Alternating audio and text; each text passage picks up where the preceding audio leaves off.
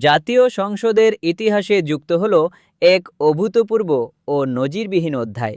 স্পিকারের মুখ থেকে উচ্চারিত একটি মন্তব্যকে কেন্দ্র করে সংসদ কক্ষে এমন তুমুল উত্তেজনা, হট্টগোল এবং নাটকীয় পরিস্থিতির সৃষ্টি হয়, যা দেখে উপস্থিত অনেকেই যেন হতবাক হয়ে পড়েন। স্পিকার হঠাৎ করেই আওয়ামী লীগের রাজনৈতিক অধিকার এবং তাদের অতীত ঐতিহ্য নিয়ে একটি বিস্ময়কর মন্তব্য করেন। তিনি বলেন, আওয়ামী লীগ মুক্তিযোদ্ধার দল, এভাবে তারা হারিয়ে যেতে পারে না। তাদের রাজনীতি করার অধিকার দিতে হবে, এমনকি তারা রাজনীতি করবে।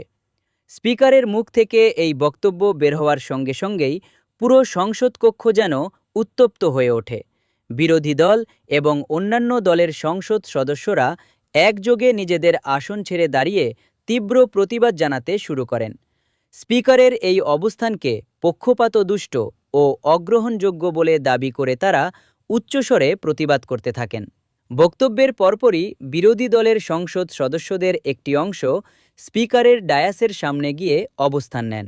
তারা টেবিল চাপড়াতে থাকেন, স্লোগান দেন এবং চিৎকারের মাধ্যমে অধিবেশন কক্ষে চরম উত্তেজনাপূর্ণ পরিবেশ তৈরি করেন। তীব্র বাকবিতণ্ডার এক পর্যায়ে বিরোধী দলের উল্লেখযোগ্য সংখ্যক সদস্য স্পিকারের বক্তব্য প্রত্যাহারের দাবি জানিয়ে সংসদ কক্ষ থেকে ওয়াকআউট করেন। পরে লবিতেও তাদের সরকার এবং স্পিকারের নিরপেক্ষতা নিয়ে বিভিন্ন স্লোগান দিতে দেখা যায়। পরিস্থিতি এতটাই উত্তপ্ত হয়ে ওঠে যে স্পিকার বারবার অর্ডার অর্ডার বলেও সংসদ সদস্যদের শান্ত করতে ব্যর্থ হন। শেষ পর্যন্ত লাগাতার হট্টগোলের মুখে তিনি অধিবেশন সাময়িকভাবে মুলতবি ঘোষণা করতে বাধ্য হন। বর্তমান রাজনৈতিক বাস্তবতায়, যেখানে আওয়ামী লীগের অতীত কর্মকাণ্ড এবং তাদের রাজনৈতিক ভবিষ্যৎ নিয়ে দেশজুড়ে ব্যাপক বিতর্ক ও আইনি আলোচনা চলছে, সেখানে সংসদের স্পিকারের আসন থেকে এমন মন্তব্য আসা নিঃসন্দেহে আলোচনার জন্ম দিয়েছে। রাজনৈতিক বিশ্লেষকদের একাংশের মতে এই মন্তব্য দেশের ভবিষ্যৎ রাজনীতিতে নতুন বিতর্ক সৃষ্টি করতে পারে এবং ক্ষমতার সমীকরণে পরিবর্তনের ইঙ্গিত হিসেবেও অনেকে এটিকে দেখছেন। সংসদের ভেতরে ও বাইরে এখন একটি প্রশ্নই সবচেয়ে বেশি আলোচিত। স্পিকারের এই বক্তব্য কি কেবল তার ব্যক্তিগত মতামত, নাকি এর পেছনে রয়েছে কোনো বৃহত্তর রাজনৈতিক বার্তা বা সমঝোতার ইঙ্গিত? এই ঘটনার প্রভাব দেশের রাজনীতিকে কোন দিকে নিয়ে যাবে সেটিই এখন পর্যবেক্ষণের বিষয়।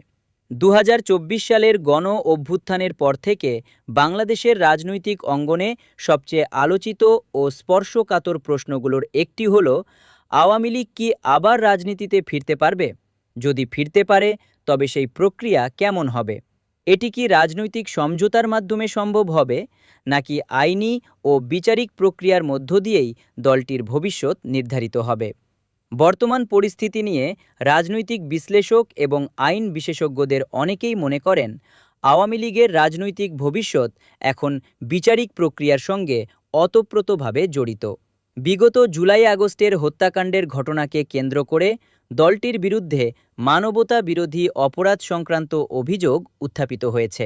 আন্তর্জাতিক অপরাধ ট্রাইব্যুনাল আইনের সংশোধিত বিধান অনুযায়ী কোনো রাজনৈতিক দল এ ধরনের অপরাধে দোষী সাব্যস্ত হলে আদালত সেই দলের রাজনৈতিক কার্যক্রম নির্দিষ্ট সময়ের জন্য অথবা স্থায়ীভাবে নিষিদ্ধ করার সুপারিশ করতে পারে। সব মিলিয়ে আওয়ামী লীগের রাজনীতিতে প্রত্যাবর্তনের প্রশ্নটি কেবল রাজনৈতিক সমঝোতার মাধ্যমে নির্ধারিত হবে এমনটি নিশ্চিতভাবে বলা যায় না। দলটির রাজনৈতিক ভবিষ্যৎ অনেকাংশে নির্ভর করবে ট্রাইব্যুনালের চূড়ান্ত রায়, বিচারিক সিদ্ধান্ত এবং জনগণের গ্রহণযোগ্যতার ওপর। আদালতের রায় ও বিচারিক প্রক্রিয়ার ফলাফল অনুকূলে না এলে দেশের অন্যতম প্রাচীন এই রাজনৈতিক দলের জন্য স্বাভাবিক রাজনৈতিক কর্মকাণ্ডে ফিরে আসার পথ দীর্ঘ সময়ের জন্য কঠিন হয়ে উঠতে পারে।